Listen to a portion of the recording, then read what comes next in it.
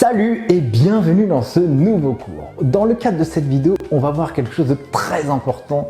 C'est ce qu'on appelle le bilan comptable. Alors sans plus attendre, prenez un maximum de notes, soyez hyper attentifs et moi je vous dis c'est parti.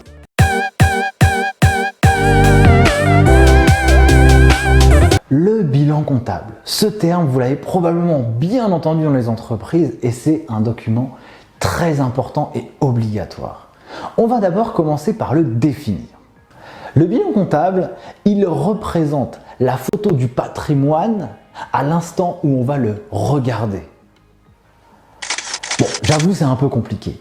On va prendre un exemple. Prenons le cas d'un individu personnel, moi ou vous, peu importe. Si on pose la question à une personne, quel est ton patrimoine personnel? Spontanément, voilà ce que les gens vont vous dire. J'ai une voiture, une maison, un appartement, des tableaux, du mobilier. Certains vous diront j'ai de l'argent dans mon compte bancaire ou alors j'ai placé de l'argent dans les marchés financiers ou je ne sais où. Et ça, c'est le côté très traditionnel de ce qu'on peut vous dire. Ça, c'est tout ce que l'individu possède. Mais aussi de l'autre, dans un côté un peu moins marrant, pour acheter sa maison, sa voiture, son appartement, cette personne a fait des emprunts. Donc, du coup, elle a des dettes. Eh bien, la différence entre les deux représente le patrimoine de l'individu. Pour l'entreprise, c'est la même chose. L'entreprise possède des choses, c'est ce qu'on appelle l'actif, et doit des choses, c'est ce qu'on appelle le passif. Et ça, ce sont les informations qui sont retranscrites dans le bilan comptable. À quoi il ressemble? On peut voir à l'écran qu'on a deux grandes masses. À gauche, vous avez l'actif et à droite, vous avez le passif. Donc passif, ce que l'entreprise doit. Commençons par regarder le haut du bilan à gauche sur la partie désignation. Ici, dans ce pavé-là, actif immobilisé qu'on appelle, on va retrouver toutes les immobilisations de l'entreprise. Une IMO, c'est quoi? C'est quelque chose qui a vocation à rester durablement dans le temps dans l'entreprise. Durablement, c'est 12 mois, qui va créer des avantages économiques. En gros, qui va aider l'entreprise à fonctionner. Et on va classer ces immobilisations en plusieurs catégories. Vous avez d'abord les IMO incorporels, ça veut dire qu'ils ne se touchent pas, qui n'ont pas de corps. Exemple, un site internet, un brevet, un logiciel.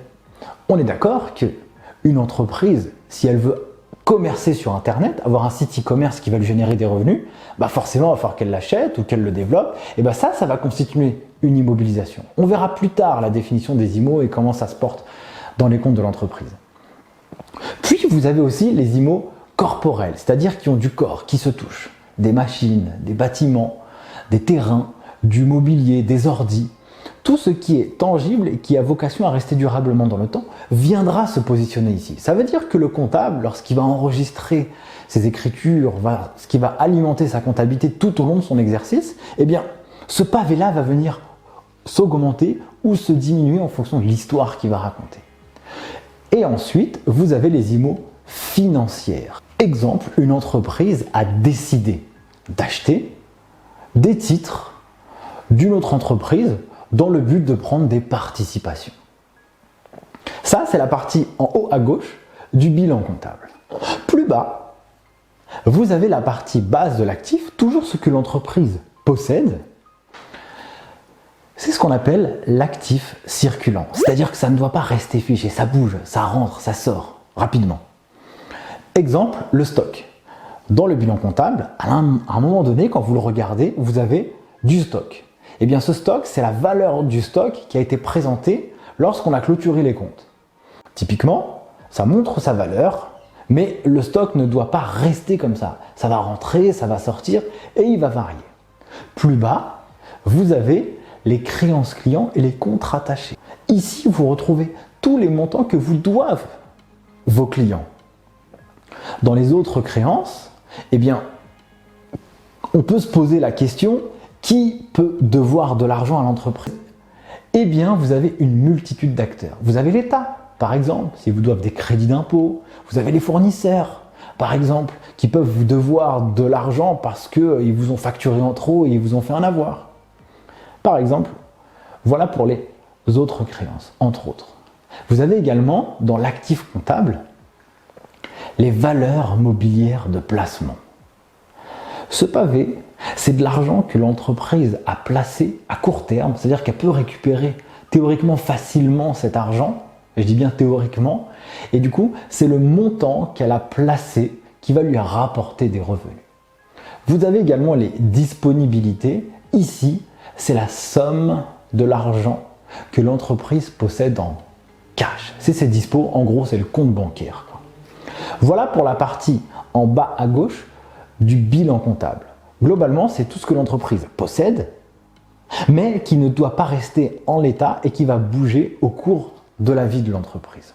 De l'autre côté, vous avez ce qu'on appelle le passif comptable. Et je vais commencer par la partie basse, en bas à droite. Le passif circulant. Et là, je pose une question.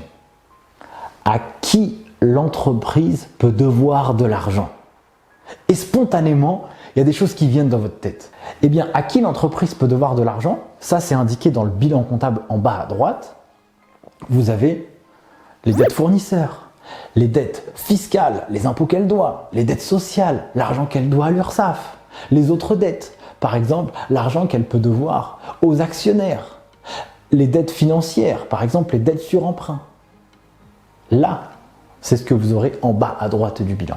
Et en haut à droite du bilan, au passif, vous avez tout ce que l'entreprise doit à ceux qui ont fondé leur entreprise. Exemple, les capitaux propres. Par exemple, vous avez le capital social. C'est la somme d'argent qu'ont apporté les fondateurs d'une entreprise. Ce montant, il peut augmenter ou diminuer au cours de la vie d'une société. Vous avez également le résultat. Le résultat, c'est ce qui est dans le compte de résultat. S'il est positif ou négatif, évidemment, si les actionnaires ou les associés décident de se verser ce résultat en forme de dividende, eh bien l'entreprise leur doit cet argent. Vous avez également les reports à nouveau, qui correspondent à la somme des résultats des exercices antérieurs. En fait, la somme des résultats que la boîte elle a réalisés tout au long de sa vie, en plus ou en moins. Voilà à quoi ressemble un bilan comptable. Vous avez d'un côté à gauche tous les actifs que l'entreprise possède, actifs immobilisés qui sont matérialisés par des comptes de la classe 2. Vous avez en bas l'actif circulant avec les stocks matérialisés par des comptes de la classe 3. Ensuite, vous avez tous les autres acteurs qui peuvent devoir de l'argent à l'entreprise, qui sont matérialisés par des comptes de la classe 4 dans le plan de compte. Et vous avez les disponibilités qui sont, avec les VMP, matérialisées par des comptes de la classe 5. Et de l'autre côté, vous avez le passif. Le passif, en haut à droite, c'est tous les codes de la classe 1. Et en bas, vous avez globalement tous les codes de la classe 4 pour le passif circulant. Voilà pour ce bilan comptable, c'est une information très importante. Du coup, moi ce que je vous dis, à la prochaine vidéo. Ciao!